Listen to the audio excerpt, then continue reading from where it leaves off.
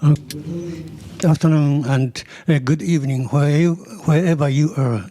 I'd like to welcome all to this session. This session is on the Middle East of the second Tokyo Global Dialogue organized by JIA, Japanese Institute for International Relations, International Affairs. And I'm very glad that the very distinguished experts and scholars on the Middle East are now joining us today as panelists. The biography of each panelist, you can refer to the internet site of this symposium. So just let me introduce briefly on each panelist in the alphabetical order. First, Professor Meriha Altunuşk. Can you hear me? Yeah, thank you. Yeah, Professor Altunuşk is a professor of Department of International Relations, Middle East Technical University in Ankara. Professor Altunuşk's research focuses Turkey's foreign relations, regional politics in the Middle East, and political economy of oil. And next, the Professor Urabi. Professor Rabi is a professor and director at the Moshe Dayan Center for Middle Eastern and African Studies, Tel Aviv University. His research focuses on modern history and evolution of states and societies in the Middle East, Iranian Arab relations, oil and politics in the Middle East. Thirdly, Dr. Sanam Bakhtiar. Please raise your hands. Okay, thank you. Dr. Bakhtiar is the Deputy Director and Senior Research Fellow of the Middle East and North African Program at Chatham House, Royal Institute of International Affairs in London. Her research focuses regional securities in the Middle East, geopolitics in the Gulf, and Iran domestic and foreign policy. Lastly, Professor Luciano Zakar. Hi. Professor Zakar is a research assistant professor of Gulf Studies Center, Qatar University in Doha.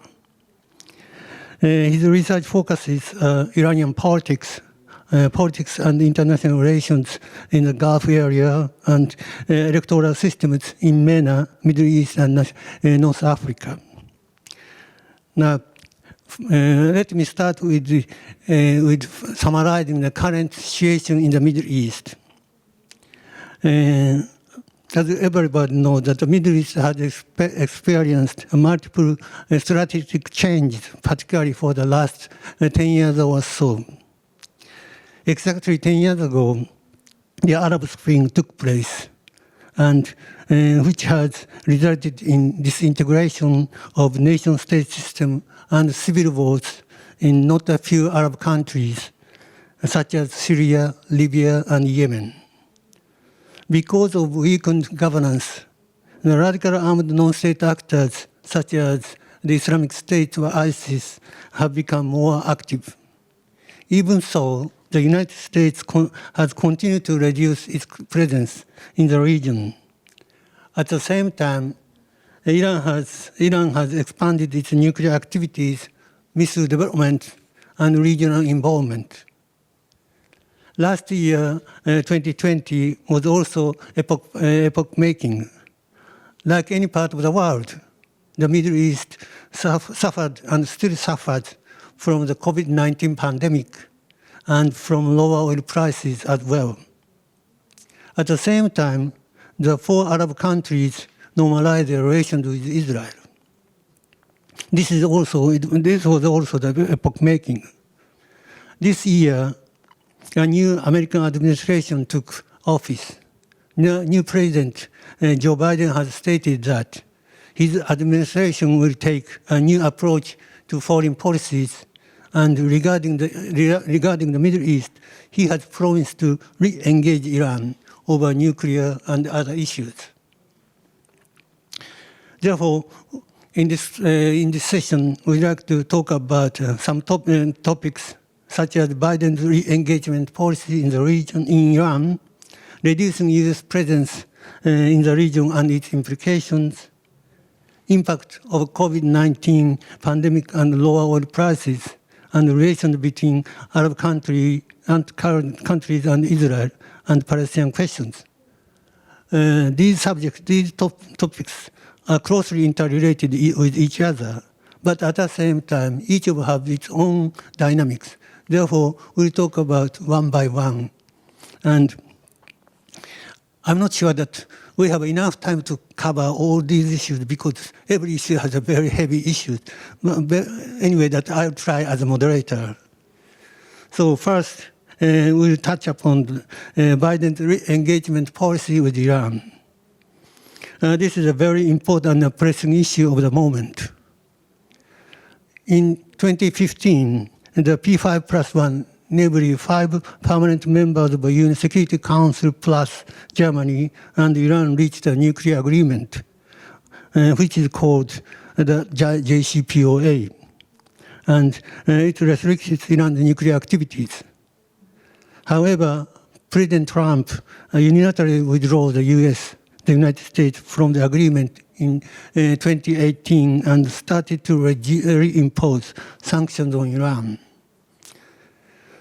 Biden has stated that the U.S. will rejoin the JCPOA as a starting point for follow-on negotiations if Iran returns to strict compliance with the agreement. Biden has also expressed his intention to strengthen and expand the JCPOA's provisions and also address other issues, particularly Iran's ballistic missile development and regional engagement. On the other hand, Iran has repeatedly insisted that the U.S. should first lift all sanctions imposed by the Trump administration and rejoin the JCPOA. Then Iran would return to full compliance with the JCPOA. Iran has also stated that it has no intention to broaden the scope of negotiations in order to cover other issues. In the meantime, Iran has expanded its nuclear activities beyond the JCPOA restrictions. Thus, the gap between the two sides is very wide. They both insist that the other side should take action first. In addition, the window of opportunity may be closed soon because Iran's presidential elections will take place in June. In addition, it is a very important issue that how regional actors, particularly Saudi Arabia, UAE, and Israel, will respond to this re-engagement process. However, recently, it seems that a new diplomatic initiative has already started, and some positive steps have been taken. For instance, the EU has proposed an informal meeting between the P5+1 and Iran. Washington has welcomed the idea, but Tehran has yet responded, and just it said that it was studying that proposal. Another step is a temporary agreement reached by IAEA, International Atomic Energy Agency, and Iran this Sunday. Thanks to the new agreement, IAEA can continue its verification and monitoring activities, although in a limited manner. But the agreement is valid only for next 3 months. Therefore, next 3 months will be very crucial for initial diplomatic efforts. So I think there are many questions in this regard. What kind of steps should the Biden administration take first to re-engage Iran? Will Iran accept negotiations to revise and extend the JCPOA, particularly the so-called sunset clauses, which will expire in coming years? Is it possible to deal with other issues, particularly Iran's ballistic missile development and regional engagement? First, I'd like to ask each panelist of their own general views on this issue. In addition, I'd like to ask some specific questions to each panelist. First, I'd like to ask Dr. Bakhtiar, please talk about your general views, and also please talk about Iran's domestic political situation, particularly the rivalry between the hardliners and the reformists ahead of the presidential elections. Your time is 5 minutes, up to 5 minutes. So, Dr. Bakhtiar, please start. Thank you very much. It's a pleasure to be here. I'm really grateful for the invitation and to be on this panel with so many distinguished speakers. It's a great and very timely opportunity to talk about Iran's domestic position on the precipice of potential talks with the United States and a revival of the JCPOA. Iran's domestic politics matters very much in this dynamic, and I think that there are a few points that I'd like to make. First of all, the Iranian political system is indeed divided between a variety of different camps that have various political positions, and these positions matter for domestic politics, for foreign policy. But on the issue of the nuclear program and where we are today, the Iranian political establishment has made a relatively uniform consensus-based decision to support the return to the JCPOA. And this is a decision that has been made and visible from Iran's activities since 2020, where Iran began to exert a bit more restraint in responding to attacks, particularly the assassination of its nuclear scientist, Mohsen Fakhrizadeh, inside the country, where Iran looked to try to demonstrate restraint also in certain regional arenas as well, waiting for the election results in the United States and hoping that a Biden administration might take a quick reentry approach to the JCPOA. And now that we are 1 month in almost to the Biden administration, and we're seeing that a quick reentry is not necessarily on the agenda. And in fact, the Biden administration is taking a much more calculated approach, bearing in mind domestic opposition inside the United States and carefully considering the concerns of regional partners like Israel and some of the Arab Gulf states. Iran yet again remains actually quite consistent in looking to return to the JCPOA. And I think this is quite visibly demonstrated by recent efforts at finding face-saving solutions that were negotiated last weekend with the IAEA to, as you rightly pointed out, Dr. TATEYAMA, to extend a deadline on inspections and verifications for 3 months, sort of giving a 3-month window to the United States and the European countries in order to get back to the negotiating table. What we're very much seeing right now is, I think, public within the media sphere and sort of diplomatic statements, but also behind the scenes, a negotiation taking place on timing and sequencing. And of course, Iran is deliberating how to return and how to engage in talks with the United States. And this very much matters because it's very much seeking a U.S. reentry to the JCPOA as a first step, having moved away from its initial demands of full sanctions relief.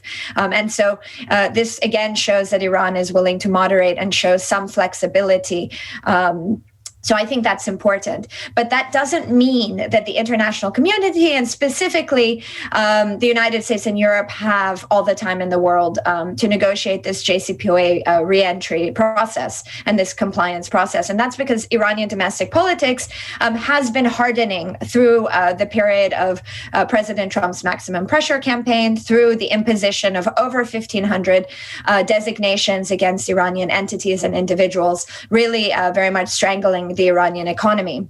We have seen the Iranian electorate demonstrate a greater political apathy in the February 2020 parliamentary elections, where voter turnout was an all-time low. And the elections very much led to a hardline conservative parliament coming into power. Iran has another date that it is very much mindful of, and that is Iran's presidential elections in June of this year. And it's in the climate of those elections that this 3-month deadline, or this 3-month extension, should be put into context. President Rouhani has very much been the champion of the JCPOA. He has very much suffered domestically because of the U.S. withdrawal and the imposition of sanctions. And it is believed that some form of sanctions relief and a return of the JCPOA process would boost his constituency's participation in the elections. It would rejuvenate a bit of public hope that has really suffered over the past few years, and might lead to greater voter participation, on top of perhaps providing greater economic life to ordinary Iranians who are really suffering in this climate. This election, of course, is going to be politically competitive, because it is expected that it is an opportunity for conservative candidates to make gains at the ballot box. We don't yet know the range of candidates that will throw their hat into the ring. We have an indication of a few.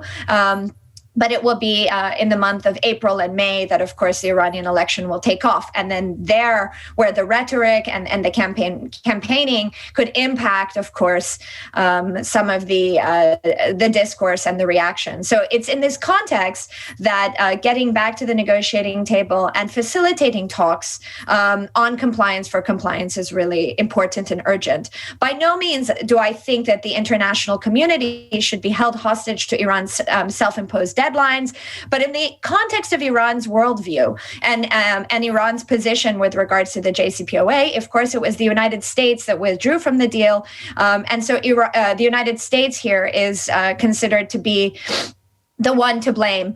And so seeing steps of goodwill towards Iran would very much improve the climate, build some level of confidence. Of course, there's a long way to go for meaningful confidence to be restored. And without strong signals and without steps towards a meeting between Iran and the P4+1 and the United States, should things drag on too much, this is when, of course, Iranian politics could get in the way and hamper a quick return to the JCPOA. In the meantime, of course, we're seeing Iran accelerate its nuclear program to concerning levels as part of its pressure campaign.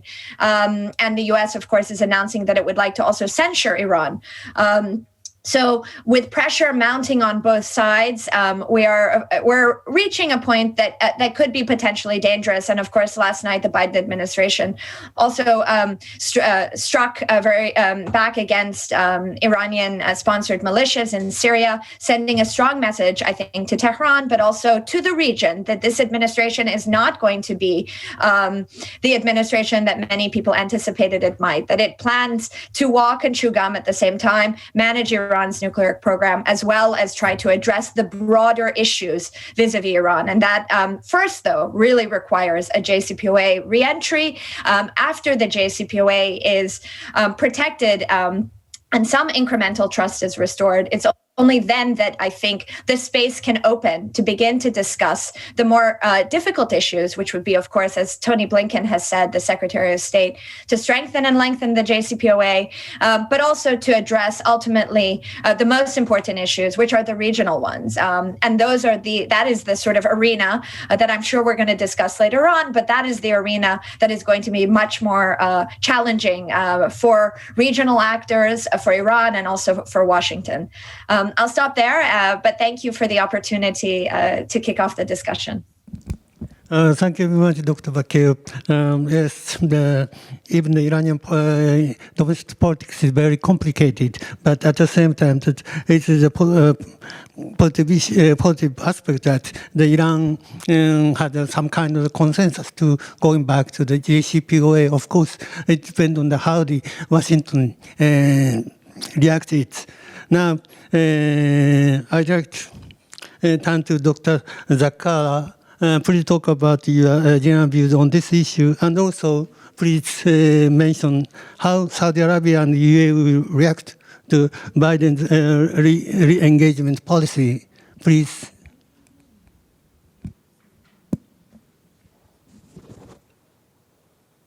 Yes. Okay. Thank you very much. First of all, thank you for inviting me to be part of this wonderful panel with such a great colleagues and scholars.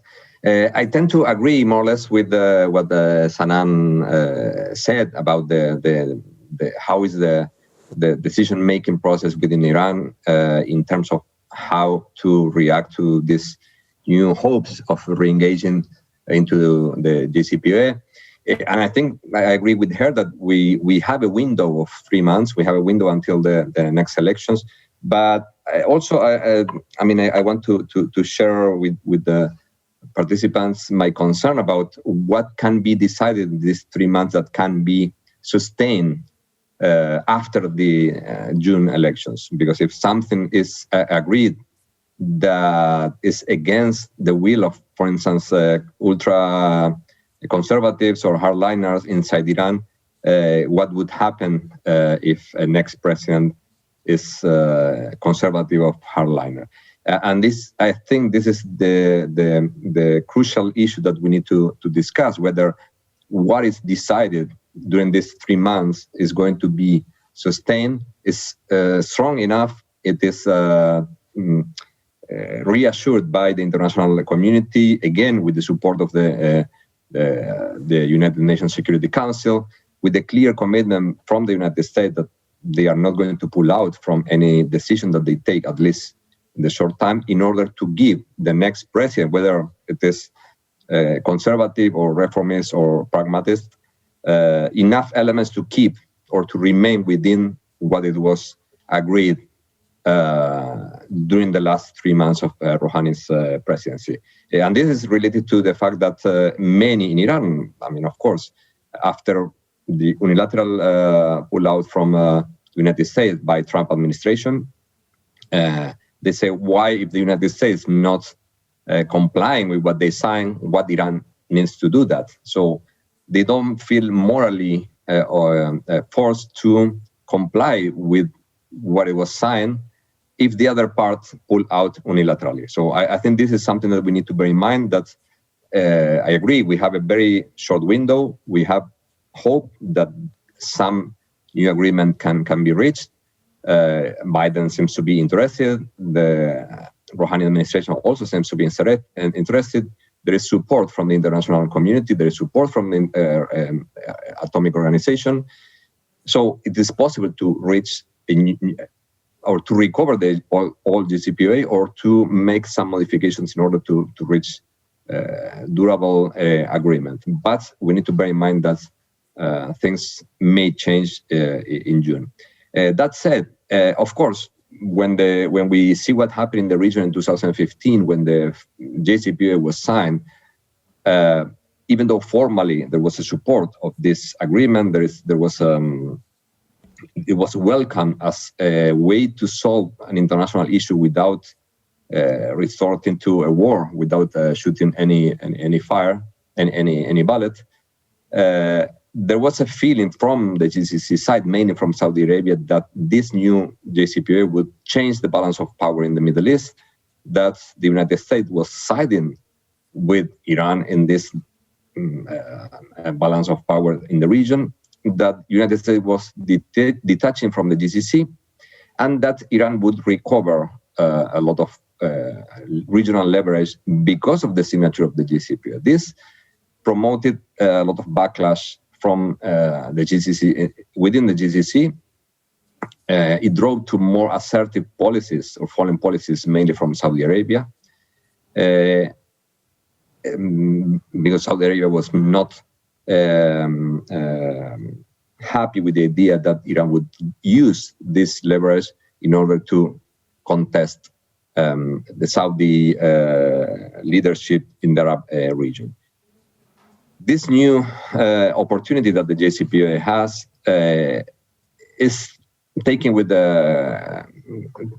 cautiously by the GCC states. They all see that it's needed to renegotiate the JCPOA. It's better to have Iran within or contained by one international agreement with the surveillance of the International Energy Agency and with the support of the United Nations Security Council, rather than having Iran outside.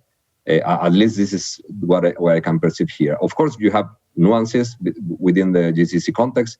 Qatar is much more interested, and Sheikh Tamim has been very vocal about that every time he had the chance to speak in the United Nations General Assembly, that it is necessary to engage in a direct conversation with Iran, that Iran cannot be sided apart from the region, that Iran belongs to the region, and therefore the GCC states need to engage with Iran in solving the regional issues rather than confronting Iran in every aspect.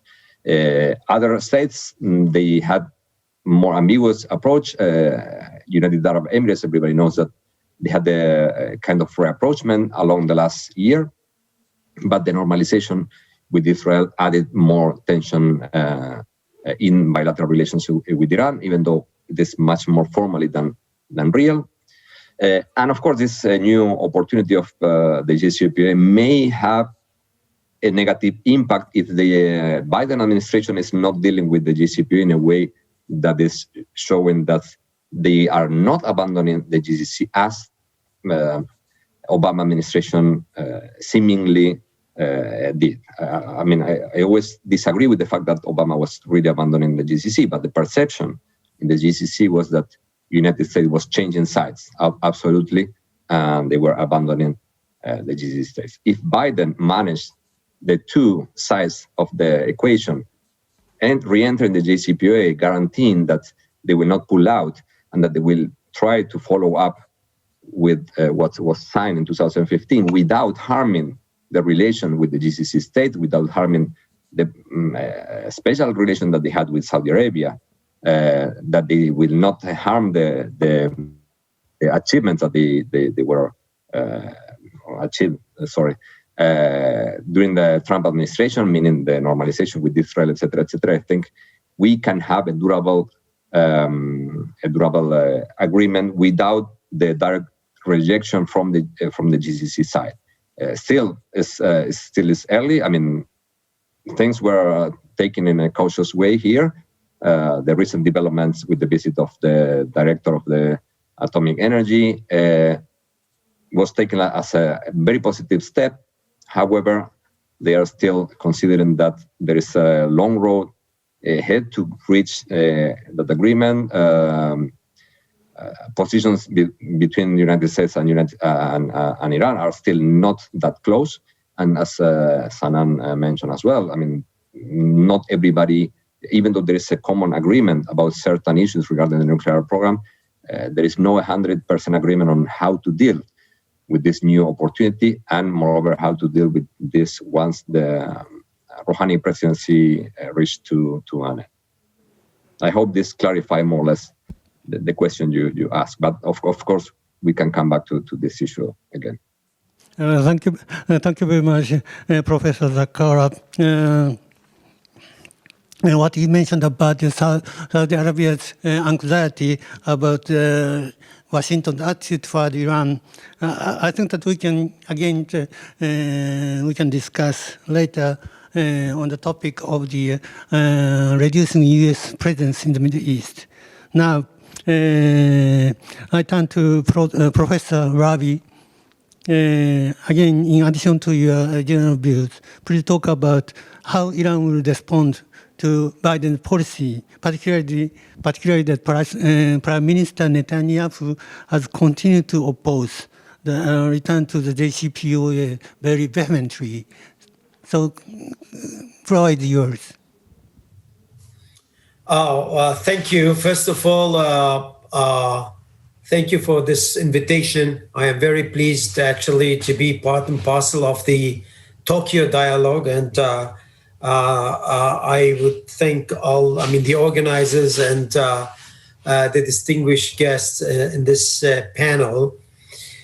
When it comes to Israel, this is no secret, especially when it comes to the government of Israel. Actually, in recent years, Israel has reiterated its intention not to let Iran go nuclear. I would put it in kind of a generic way.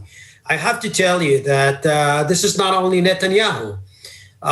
This is exactly what Benny Gantz, for example, actually said several days ago, the chief of staff. There is sort of a consensus in Israel when it comes to the high echelons, when it comes to the political fold, that a nuclear Iran is something that would, I would say, create kind of a chronic instability in the already chaotic Middle East.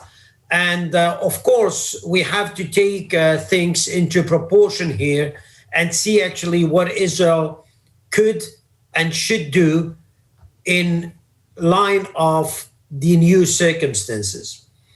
What is clear is that this new American administration has decided in advance what the end game is. The end game is getting actually the deal once again, 100% diplomacy.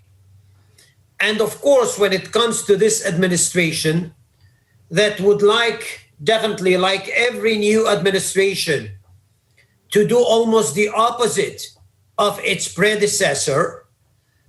This is having sort of political logic, so to speak. There is a domestic consumption here too, and that should be reckoned with. But let's be very, very specific of what the problem here, at least in Israel's eyes. And I'll try actually to, in a nutshell, of course, to bring in some, let's say, observations from Israel and to just share with you some of the insights I have when it comes to Israel versus Iran, or Israel in front of the new geopolitical chessboard of the Middle East. We do talk a lot about getting back to the JCPOA, getting back to 2015. And I tend to agree with many, many things that were said by Luciano and by Sanam. And I definitely think that the domestic Iranian scene is very important here. We don't have to jump into conclusions. In the end of the day, it depends on what Iran would do. It's not only between Israel and the United States. And of course, when it comes to the Gulf states, especially after the Abraham Accords, this is a new geopolitical chessboard, and we have to take this into account too. What Israel is afraid of, and let me be loud and clear here, is that America has decided to pull out of the Middle East. This American administration has different priorities, and this is legitimate. Everybody knows that the first priority after the internal scene, of course, is the Asian Pacific, maybe Europe, maybe the Korean Peninsula. The Middle East is not that important when it comes to the Americans anymore. By the way, this is a geopolitical revolution in the Middle East, because in the recent 200 years, the West, one way or the other, was a dominant force in shaping the geopolitical chessboard of the Middle East. Now, this is the fear, or this is the anxiety. What does that mean getting back to 2015? Do you mean that you are going actually to close a deal without having any saying about what Iran is doing or dealing with this whole, let's say, cruise missiles, long-range missiles? Long-range missiles is in the agreement. Cruise missiles is out of the agreement. But who is going to deal with that? Who is going to deal with the Iranian adventures all over the region? Iran is torturing Arab states. And I don't have to tell you what's going on in Lebanon, in Syria, in Iraq, in Yemen. You can ask actually the French. Even France is bewildered of what happened in Beirut several months ago with the explosion.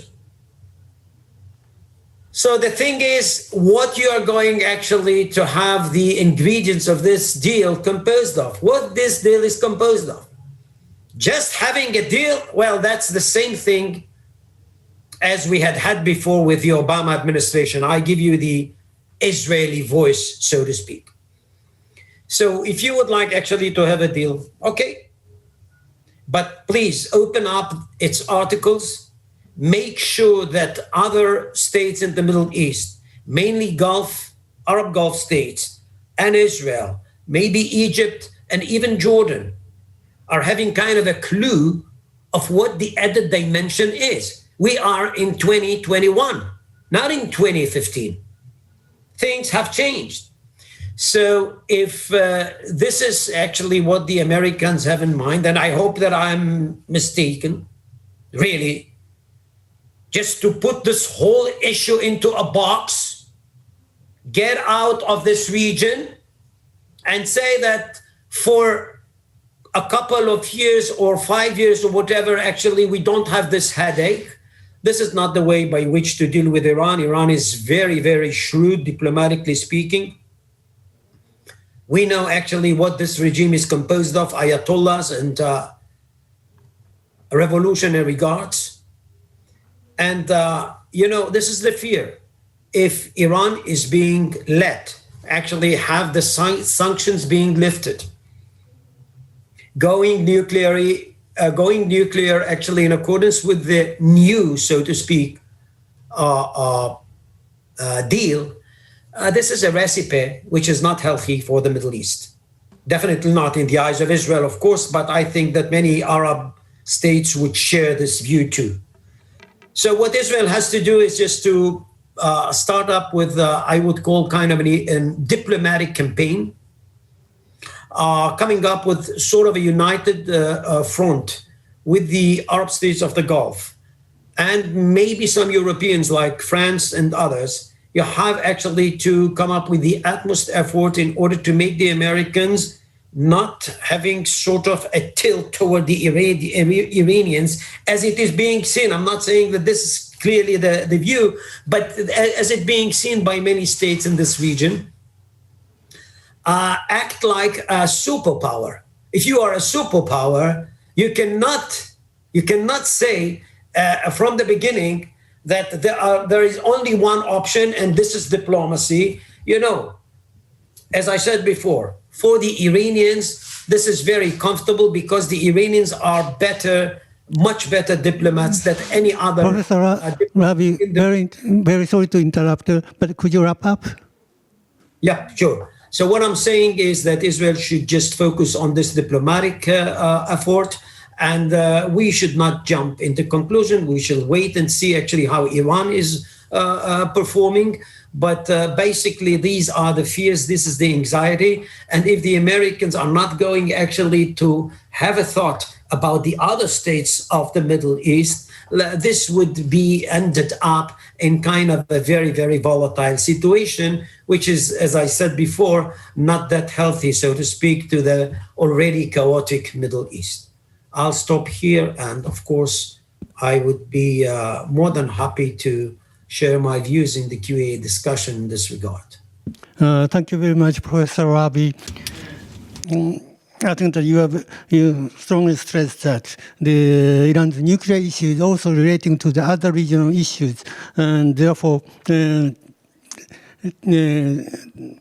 must be some kind of the process to deal with other issues as well. And now, lastly, Professor Altunuşk, very sorry for keep you waiting. Now this is your turn, and again, that please talk about your general view on this process, on this issue, and also I'd like to ask you that how Turkey views Iran's nuclear development and development project and expanding its expanding regional activities, and also. Could you touch upon briefly the economic implications for Turkey if sanctions are lifted even partially? So please. Okay, thank you very much. I also would like to start by thanking for this invitation. It's great to be here in this panel. I will start with how Turkey has been viewing the nuclear issue, and then share some of my general views on it. Actually, Turkey-Iran relations are highly complex in that they cooperate, but at the same time they compete and even they engage in rivalry. So it's really multifaceted, the relationship is. But on the nuclear issue, actually, Turkey's policy has been consistent and clear from the beginning. And Turkey, from the beginning, has said that it first of all, it's against Iran's acquisition of nuclear weapons because this would clearly alter the balance of power between the two countries, and these are regional powers in competition in different spheres. So Turkey has been opposing Iran's acquisition of nuclear weapons, but at the same time, Turkey has been arguing that this issue has to be resolved through diplomatic means, not through use of military force. And Turkey has been also critical of sanctions because it was hurting Turkey as well, because of economic relations between the two countries. In that sense, I think Turkey has welcomed Biden administration's announcement that it would like to go back to JCPOA.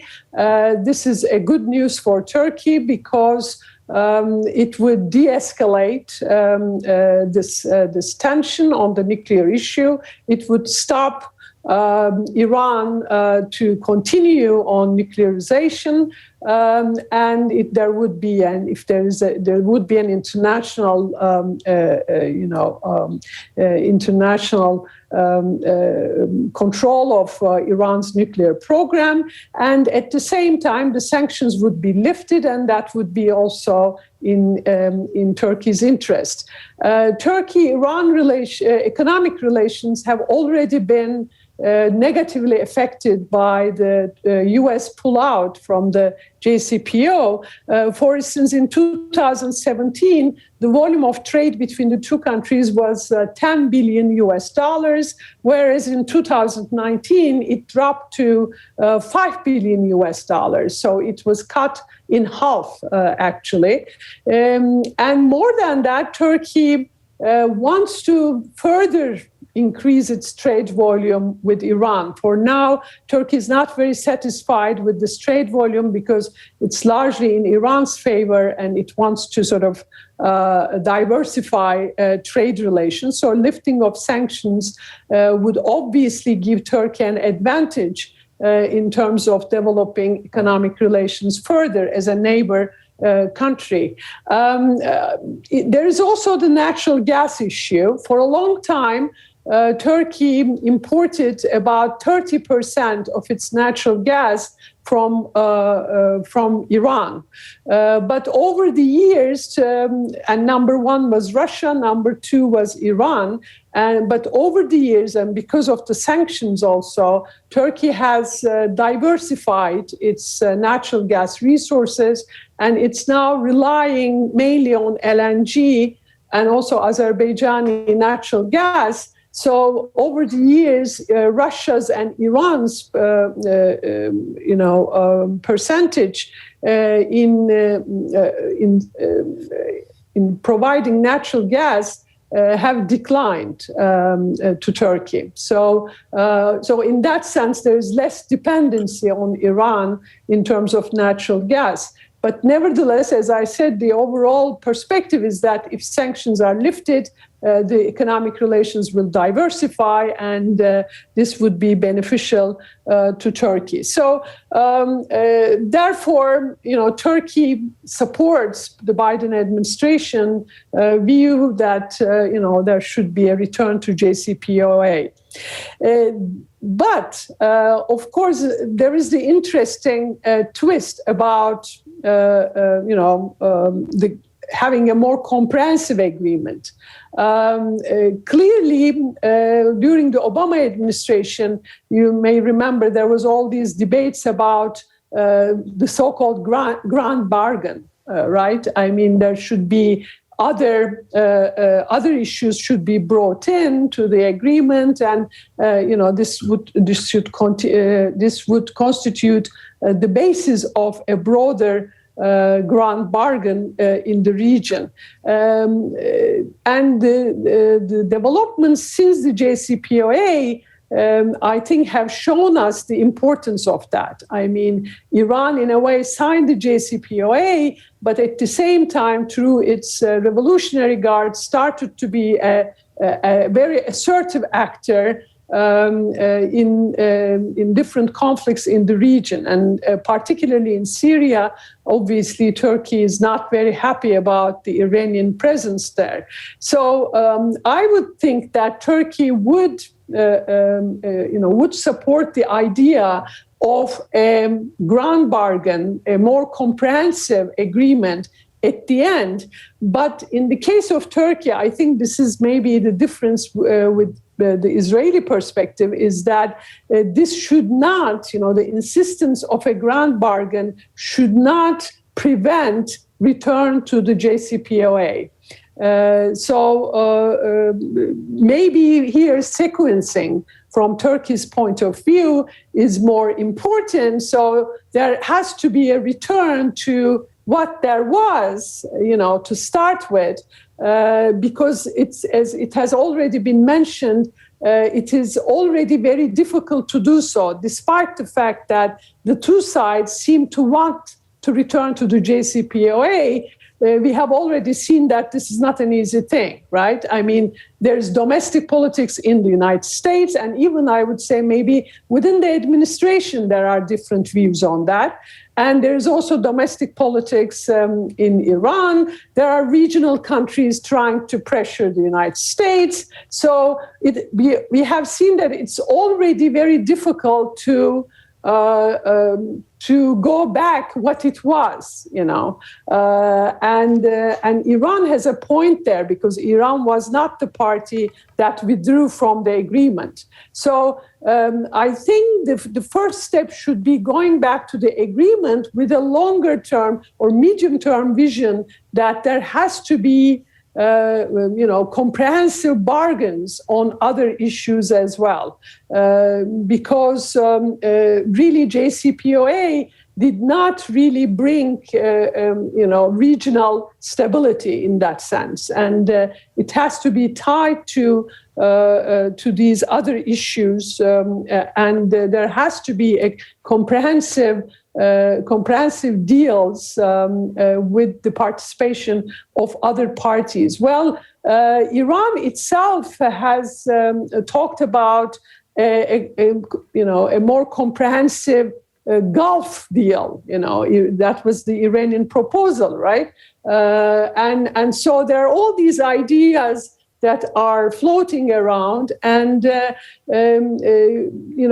JCPOA should be the first step for more comprehensive deals in the region if we are really after stability and security, because as has been already mentioned, unfortunately, the region has been very insecure.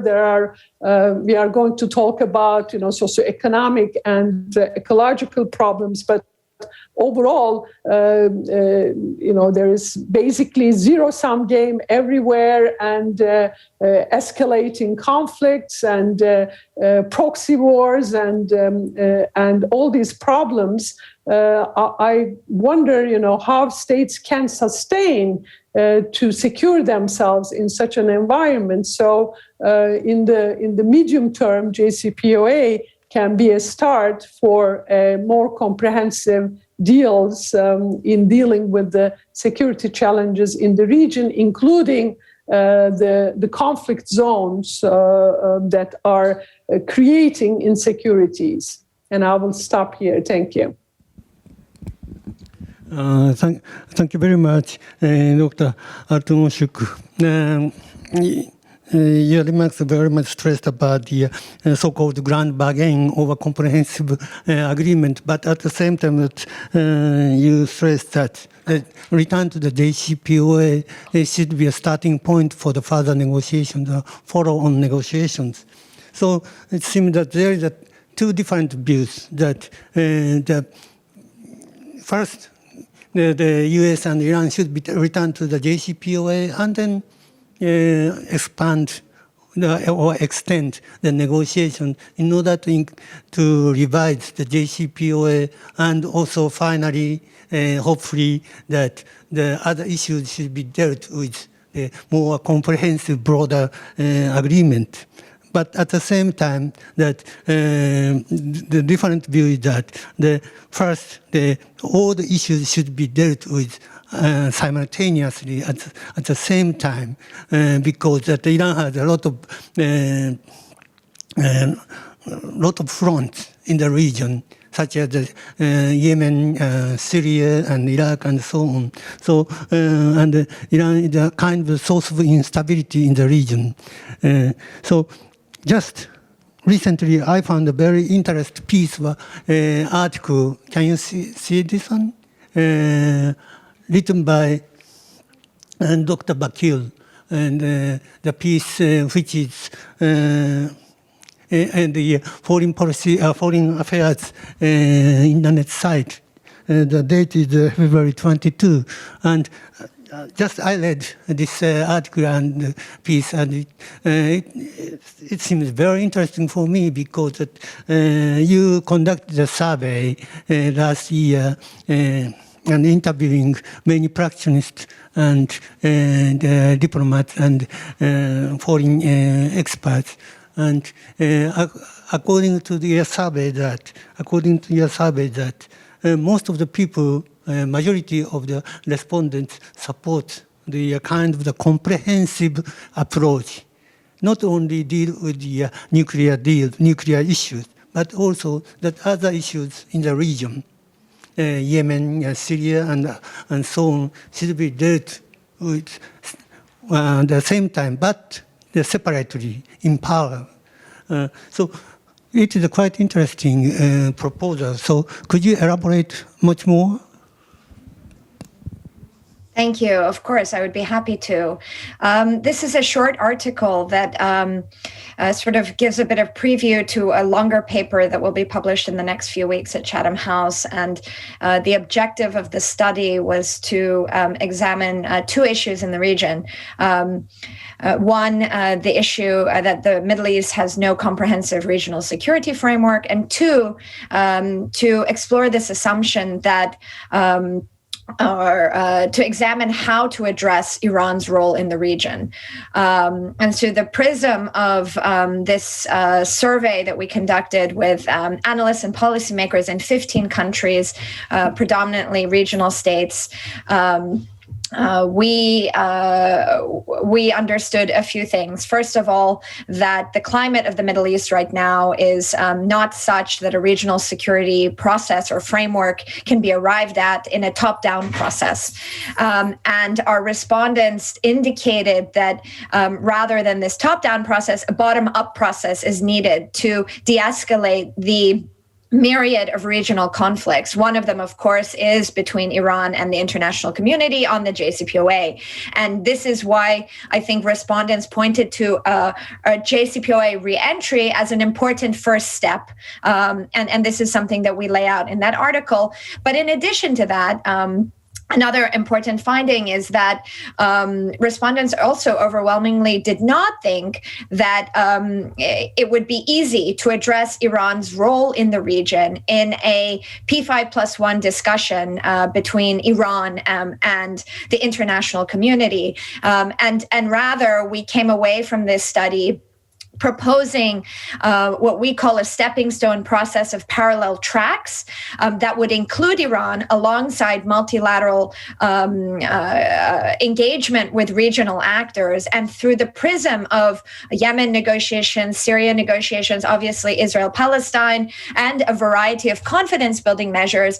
It's through those processes that it would be best to address Iran's role in the region, and specifically address Iran's missile program, Iran's support for militias and proliferation.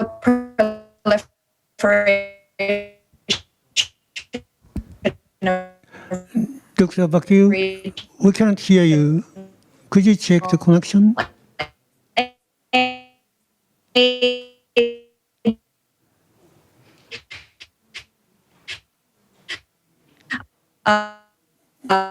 Dr. Bakhtiar, can you hear me?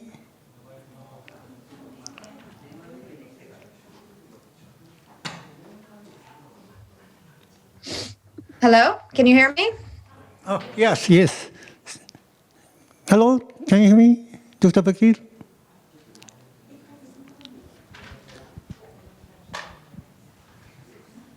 No? Oh, Dr. Bakhtiar? Hello, I apologize. Oh, okay. So, please talk about a little bit.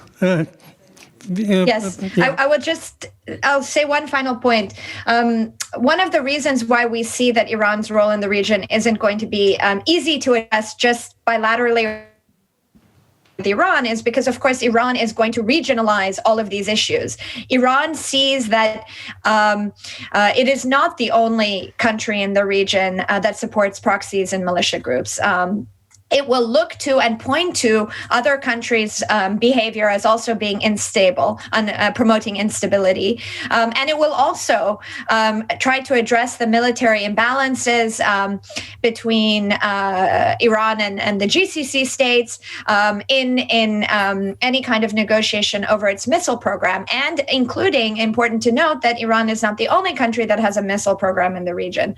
So it's once you start to get into the regional space, that discussions will become much more difficult. So we recommend separating and segregating these tracks in order to see sort of piecemeal compromises. And Yemen was identified by our respondents as being not the low-hanging fruit that everybody calls the Yemen conflict, but as an opportunity where there is more interest from all of the parties to start.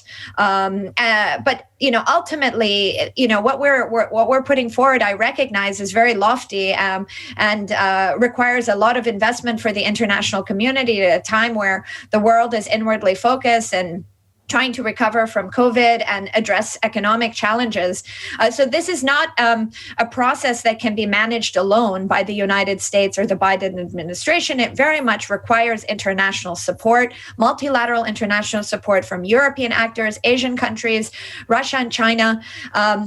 because if the region is ultimately going to be stabilized in some sort of way, and to sort of draw upon Uzi's thoughts on the U.S. departing the region, investment has to be made to stabilize regional conflicts. Otherwise, the cycle of conflict is just going to continue to circulate and escalate going forward.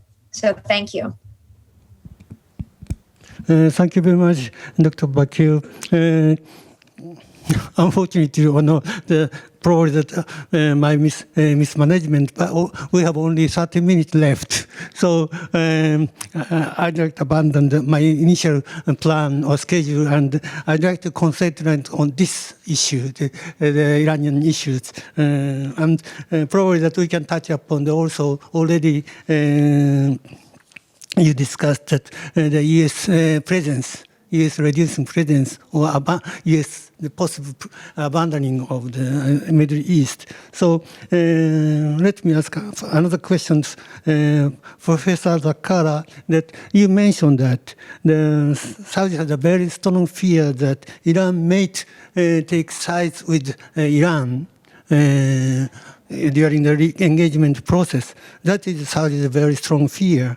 And it might be changed, balance of power in the Gulf between Saudi Arabia and Iran.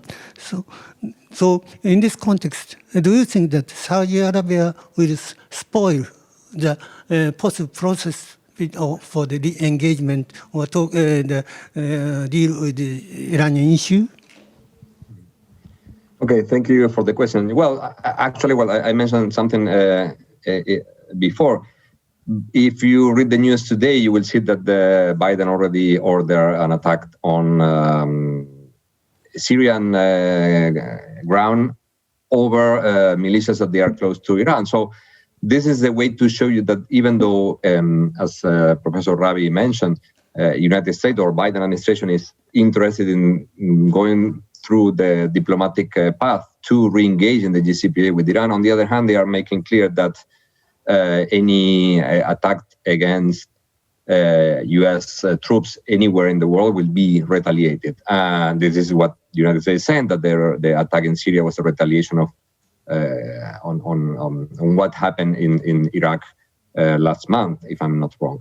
So this is to give you an idea that Biden is very careful in giving signals to all the allies in the region, saying that regardless of U.S. interest in re-engaging diplomatic efforts to contain Iran nuclear program or to make Iran accountable for what they are doing in terms of nuclear program, this will not mean that they will side with Iran in the strategic balance in the Middle East, that they are not going to abandon their allies. I mean, there is also a controversy about the report that the U.S. Senate was about to release about the Khashoggi investigation that was delayed, and we don't know exactly if this is part of the future conversation with Mohammed bin Salman. And this is related to one question that was asked already for one of the panelists. The United States needs to calculate what they are going to do with other allies in the region. So they cannot abandon other strategic allies in the region, and Saudi Arabia is one of them, one of the most important of them, together with Emirates, Kuwait, and Qatar. So, as I said before, if Biden administration is clever enough to engage or re-engage with Iran without giving the signal to the other states that they are abandoning them or that they will side totally with Iran, I think we can discuss about a more durable U.S. strategy in the region. I always claim, as I said before, I always claim that neither Obama abandoned the region. The problem is the perception in the region was that. Trump reverted that, of course, with the detachment from Iran. And this was, this pleased the GCC states. Biden, I think he will be something in between. With this clear signal they gave to Iran, as well as to the GCC, I think we are witnessing what would be Biden's approach to dealing with Iran in different scenarios. And I think that the GCC states would be more satisfied with this kind of signals rather than compare with what happened with the Obama administration. Thank you very much, Professor Zakar. Now, I'd like to ask Professor Urabi an additional question. You mentioned that the seems that, according to your first initial remarks, that it seemed that Israel had a very strong anxiety over concerns about the U.S. position or U.S. policy for the Middle East, particularly the Biden administration, that Israel might retreat or withdraw totally from the Middle East. But at the same time, quite recently, Biden reassured the American commitment to Israel's security over the telephone calls with Netanyahu. So why that Israel had such a strong anxiety or the concerns that almost nobody think that Israel has a very strong back from the United States in terms of weapons and military assistance and so on and so forth. So could you clarify?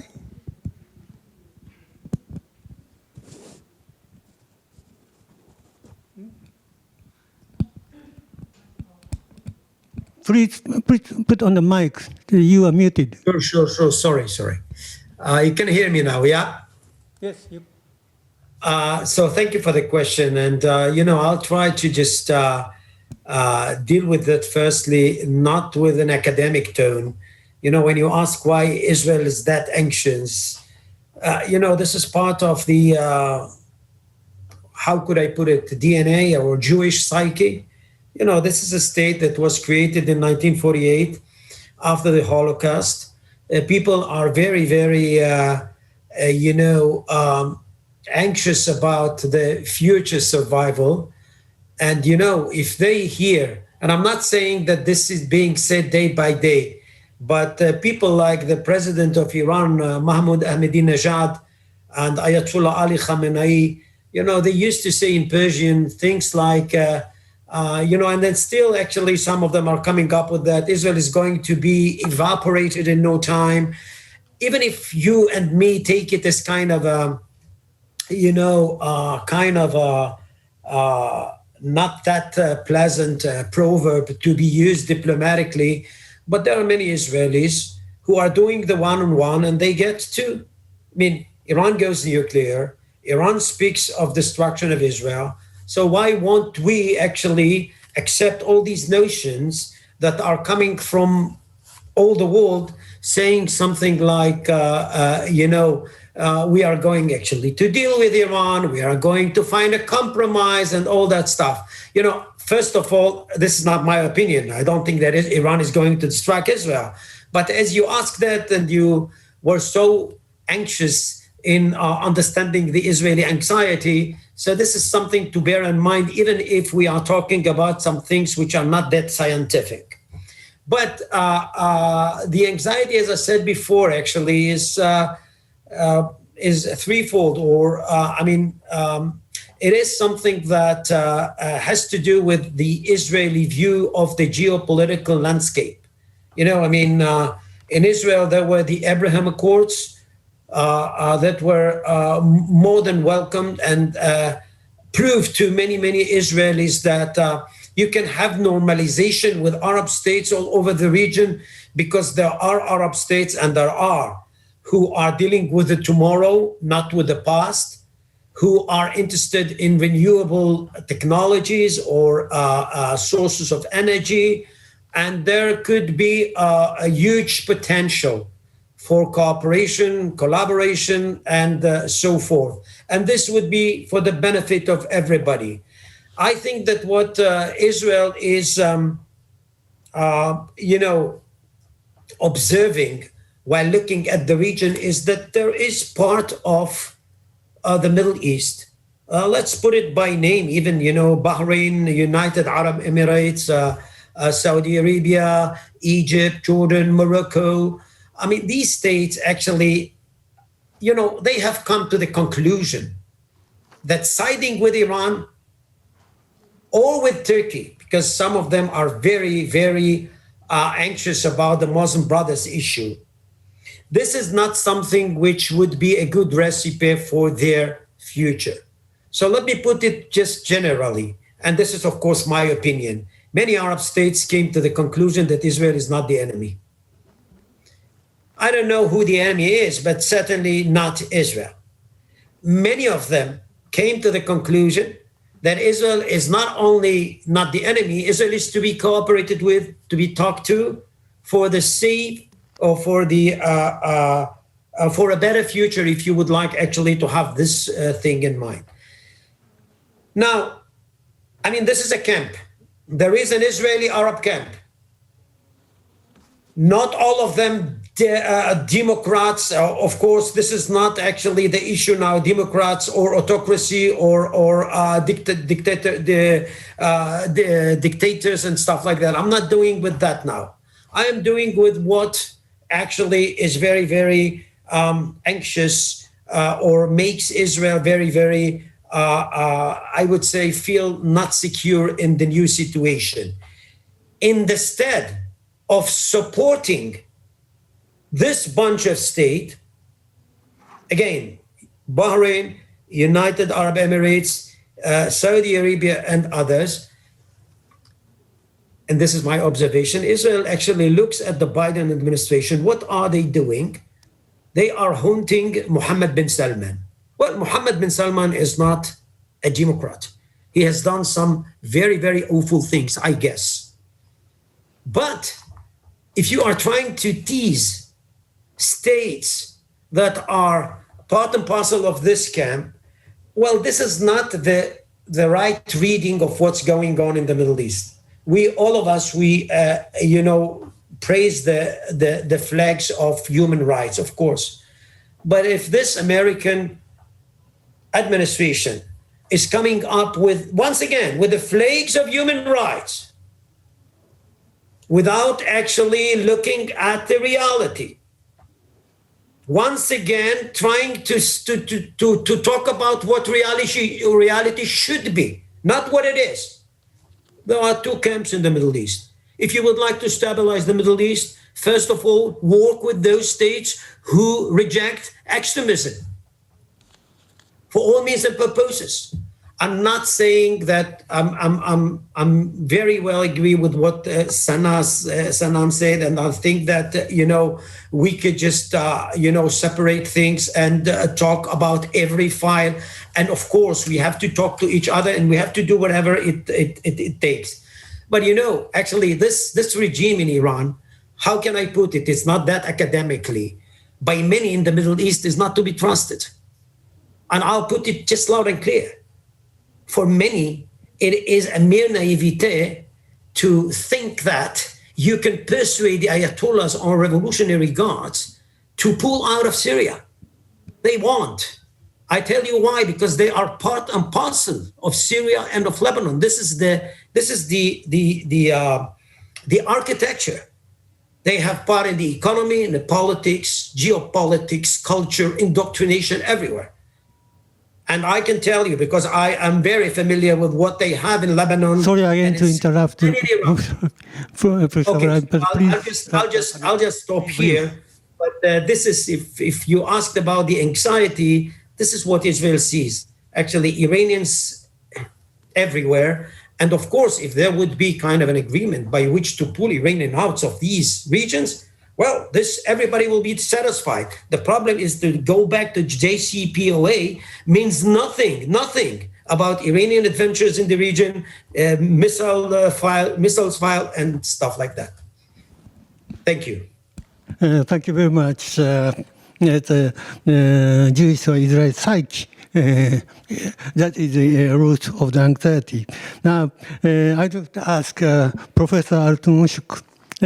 You said that Iran is a very important country because it's an attack in every country, and the Iran's affair or Iran's situation will much affect the Turkey in terms of the economy, de-escalation, the nuclear proliferation, and so on and so forth.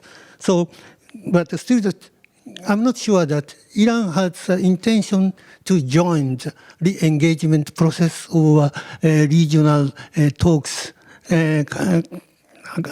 concerning the Iranian issues, such as the regional involvement of ballistic missile development.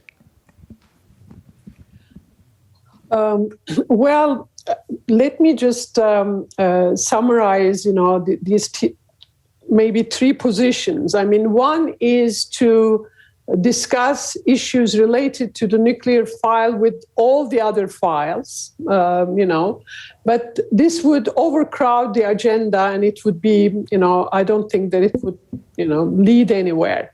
The second is what Sanam Vakil was, proposing, that is to deal with these issues separately, but,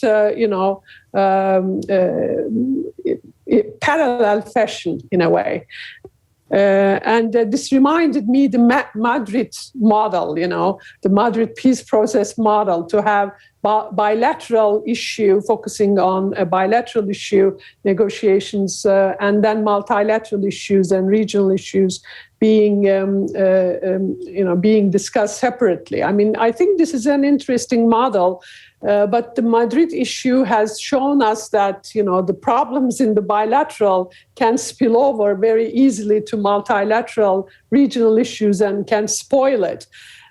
What I try to propose, I know that there are difficulties. I'm not saying that this is a very easy thing to do, but to return to JCPOA, because it was already there, and the Trump administration withdrew from it, and to go back to that, and also to use it as a confidence-building measure. And this may have repercussions for Iranian domestic politics as well. This is not 100%, but it may have. In the upcoming elections, but then use it as a stepping stone for, wider negotiations. Iran at least has been saying that it's ready for regional solutions, and, it has proposed this regional framework for the Gulf. So take Iran's word for it, and okay, let's have these negotiations on regional issues. I agree that, and here, of course, it cannot be only the regional powers, but there has to be extra-regional powers being involved in this. I agree that, it's not easy for Iran to pull back from Syria or Lebanon. It has been already there. It has become a Mediterranean power, etc. But the deals can be struck. I mean, what is the alternative? I think we need to find ways to deal with this issue in a comprehensive way, because really the region, the security situation in the region is deteriorating. And if the only way to deal with these issues is through military force, it would be even worse. In terms of U.S. engagement or disengagement, I would like to also say a few things. I mean, I think the U.S., of course, the importance of the Middle East for the U.S. is decreasing. And this has been happening for some time, going back to Obama administration. And even the Trump administration, they were only interested in some aspects of the Middle East. But I think the U.S., as the most important extra-regional actor, having a vision for the whole of the Middle East has gone. And it has gone since the Obama administration. And there are reasons for that. I mean, there is the reason that U.S. is shifting its interest to Asia. since the Obama administration, or at least it wants to. And the oil has, the importance of oil has declined, and also the experiences of Iraq and Afghanistan, created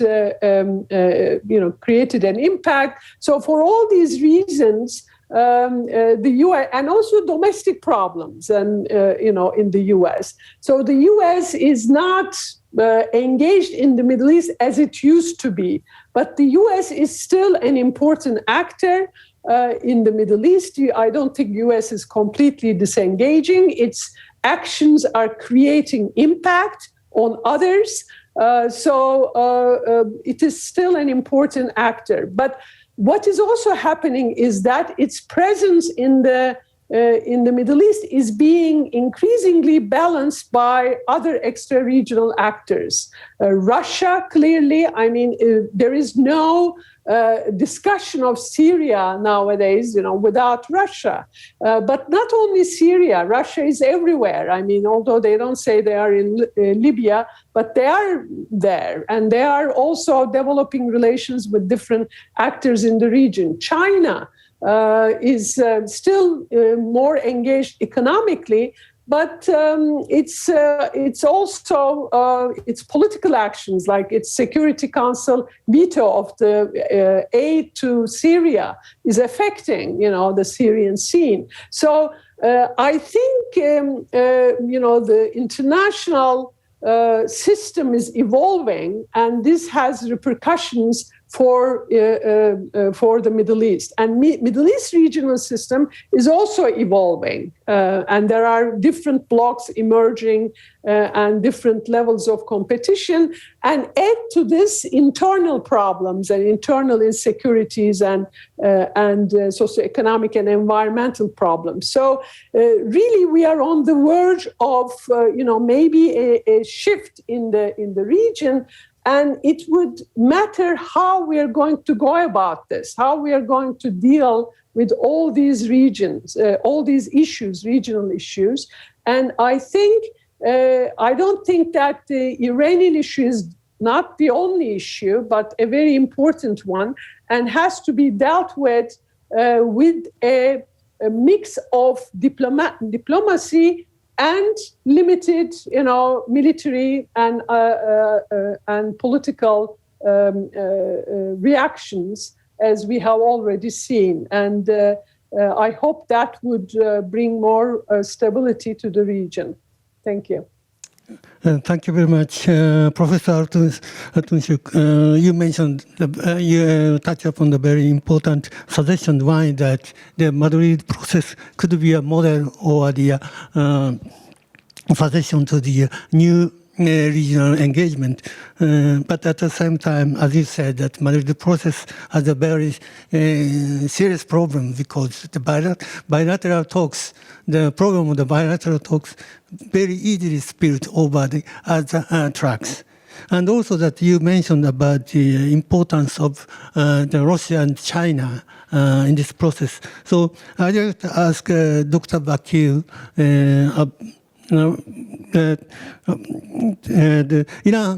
Iran has developed, expanded its relations, mainly economic, with China. But China is still the P5 member. So, do you think that China can play some political role in the terms of the re-engagement process of the nuclear issue? Thank you. Just very quickly, yes, the Chinese were very instrumental in the last JCPOA negotiations, very quietly mediating behind the scenes and nudging Iran forward. And I think that they've already indicated in statements that they very much support the compliance for compliance model. So they will be taking a very proactive role, but it maybe not as overtly, keeping in sort of line with their political culture on this issue. They do not want to see a nuclearized Iran. It is against their interests, and they're big proponents of regional stability. So I do think that China's role will be important and influential in pushing Iran forward to address these challenges. Thank you. Also, I'd like to ask one question, Professor Zakar. Already that the new relations between the Arab countries and Israel have been mentioned. So last year, four Arab countries normalized their relations with Israel. What was the driving force of this new wave? And also that I'd like to ask that under what circumstances that Saudi Arabia will normalize its relations with Israel, because it seems that Saudi Arabia is still afraid of the strong anti-Israel sentiment in the country. Okay, well, I mean, as was already mentioned by Dr. Urabi, there are perceptions here in the Gulf that everybody needs to bear in mind, even though the nature of the state is authoritarian. I mean, there's no secret that they are all monarchic system, but however, all the governments, they have to bear in mind what is the opinion of their own people before taking a decision in terms of foreign policy. There was a huge controversy about normalization in most of the GCC states, where in some countries they were expressed more openly, in other countries were expressed more quietly, but in Bahrain and in Emirates there was a rejection about the normalization with Israel. And of course, most of the governments, they had to take some measure in order to prevent that this content is expressed in social media would become something more vocal or more active. But in Bahrain, there was a very open signature of declarations from civil society organizations against the normalization. And this, of course, affect the way in which other countries are dealing with this issue. We have to bear in mind that the GCC also passed through the Arab Spring and the world of demands expressed in different levels and with different level of assertiveness. And some of these demands were addressed, others were rejected, and the different governments tried to appease the situation with different a combination of tools, institutional, repressive, and economic one. We are always in a situation in which these governments needs to continue with the current situation, preserving the social contract in which there are some negotiations between civil society and states in order to preserve the stability and in order to remain in power as political elites. So the normalization with Israel enters within that negotiation. That's why Saudi Arabia is at the beginning reluctant to normalize with Israel, because there is a lot of negative perception about normalizing with Israel. I mean, just to finalize, we have to look at the public opinion polls in the region, and you will see that normalization with Israel is not something that the people is happy with. So they need to bear in mind that. Thank you very much, Professor Zakar. Only 3 minutes left. So I'd like to take some questions from the audience. One question is addressed to probably Professor Zakar. The question is that if by MBS Mohammed bin Salman's succession to be thrown to be realized this year or next, how Biden will deal with this with him? Relations between the Biden and the MBS, MBS as a king. Well, it's difficult to know. I mean, we don't know when this is going to happen. I mean, eventually it will happen because King Salman has a very, it's very old. But I think that we are having already the demonstration of how Biden may deal with the MBS. I mean, they are delaying this the release of this report. I mean, Biden is trying to be cautious, as I mentioned already, giving some signals to the Iranians, but also giving some signals to other allies in the region, trying to make sure that they are not going to cut any relation, that they are not going to. I mean, Biden said during the campaign that Saudi Arabia was a pariah state. Now they are changing a little bit. I don't think, I think they will try to keep cordial relations with Saudi Arabia despite criticism, despite pushing for some specific issues.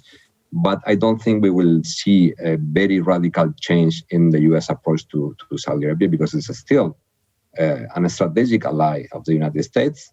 It's someone, a state that is still buying a lot of arms and military supplies from the United States. It's a partner.